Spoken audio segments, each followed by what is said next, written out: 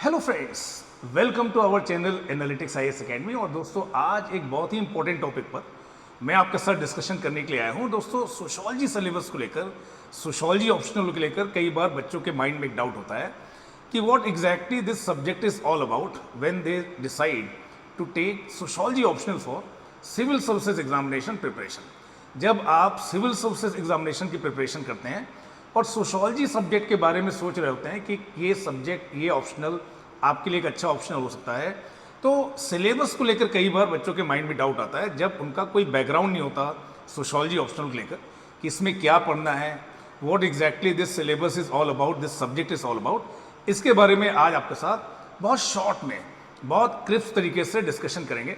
तो session start करने से पहले दोस्तों थोड़ी सी इन्फॉर्मेशन मेरे बारे में। My name is Pankaj Shukla and I have been teaching sociology optional since last more than 1 decade. और अगर आपने ये ऑप्शनल लिया हुआ है या अगर आप ये ऑप्शनल लेना चाहते हैं और आपके माइंड में कोई भी डाउट है, तो आप मेरे साथ इन सोशल मीडिया प्लेटफॉर्म के थ्रू कनेक्ट हो सकते हैं और आपके जो भी डाउट्स हैं, जो भी क्वेरीज हैं, उनके बारे में मुझसे सवाल पूछ सकते हैं। अब आते हैं आज के टॉपिक के बारे में। देखिए, जब आप यूपीएससी एग्जाम की प्रिपरेशन करते हैं तो आप में से हर कोई एक ऑप्शनल डिसाइड करता है।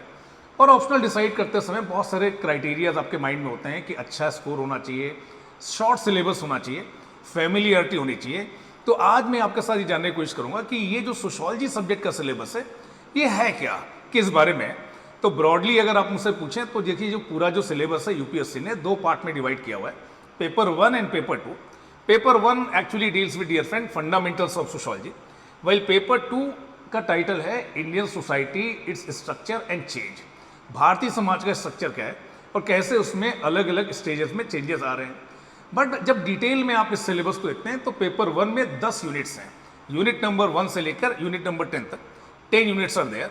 बट शॉर्ट में अगर मैं आपसे बोलूं तो इन यूनिट्स को आप 3 ब्रॉड कैटेगरीज में डिवाइड कर सकते हैं।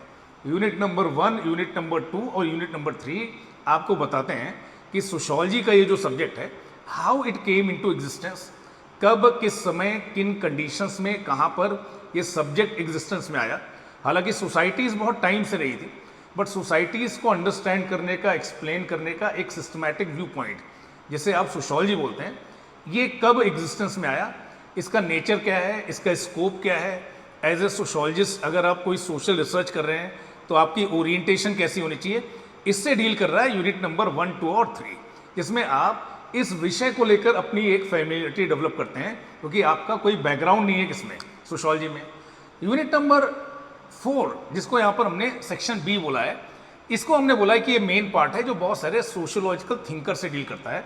ये थिंकर कौन है, यहाँ पर 6 थिंकर के बारे में बात की जा रही है। और देखिए, इन्हीं के आइडियाज से ये जो सोशोलॉजी विषय है इसका विकास हुआ है, इसका डेवलपमेंट हुआ है।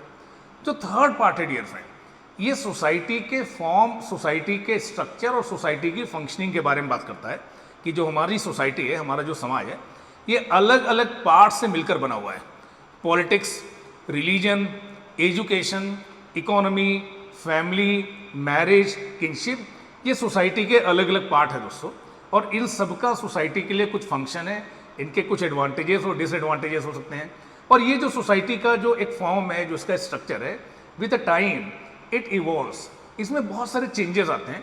इन चेंजेस को समझने के लिए एक यूनिट है सोशल चेंज। सो इस तरह से आप सोसाइटी की एग्जिस्टेंस को, उसके इमर्जेंस को, उसके फॉर्म को, उसके चेंज को समझ सकते हैं। इसी तरीके से जिस तरह से पेपर 1 इन जनरल आपको बता रहा है कि सोसाइटी के नेचर क्या है, इसका स्ट्रक्चर क्या है, इसका फॉर्म क्या है, इसमें चेंजेस कैसे आते हैं, उसी तरीके से दोस्तों जब आप पेपर 2 को देखते हैं, इसे भी 3 पार्ट में क्या किया है, डिवाइड किया गया है। इसमें पहले आप समझते हैं अलग अलग स्कॉलर के पर्सपेक्टिव से भारतीय समाज के बारे में, इंडियन सोसाइटी के स्ट्रक्चर के बारे में, rural Indian society, urban Indian society, Bharatiya Samaj में जाति का स्ट्रक्चर क्या है, ट्राइब्स के बारे में, अग्रेरियन स्ट्रक्चर क्या है। इस स्ट्रक्चर को आप समझने की क्या करते हैं, कोशिश करते हैं। और सिंस इंडिपेंडेंस इस इंडियन सोसाइटी में किस तरह के चेंजेस आ रहे हैं और इन चेंजेस को टैकल करते हुए सोसाइटी में किस तरह के कन्फ्लिक्ट आ रहे हैं। तो जब एक ट्रेडिशनल सोसाइटी एक मॉडर्न सोसाइटी में बदल रही होती है, तो what kind of the challenges it faces and how they try to accommodate, tackle these challenges, इन्हें आप समझते हैं पेपर 2 में। तो ऑल टुगेदर बहुत ही इंटरेस्टिंग, बहुत ही इजी टू अंडरस्टैंड सब्जेक्ट है सोशोलॉजी।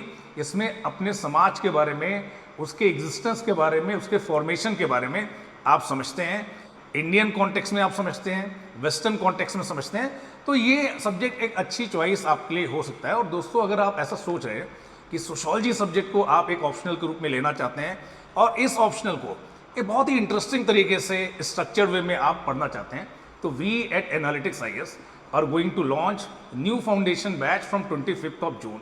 और अगर आप इसमें इंटरेस्टेड हैं तो दिए हुए नंबर पर आप कॉल कर सकते हैं और अपनी क्वेरीज को रिजॉल्व कर सकते हैं। Thank you to all for joining me and for staying with me dear friends.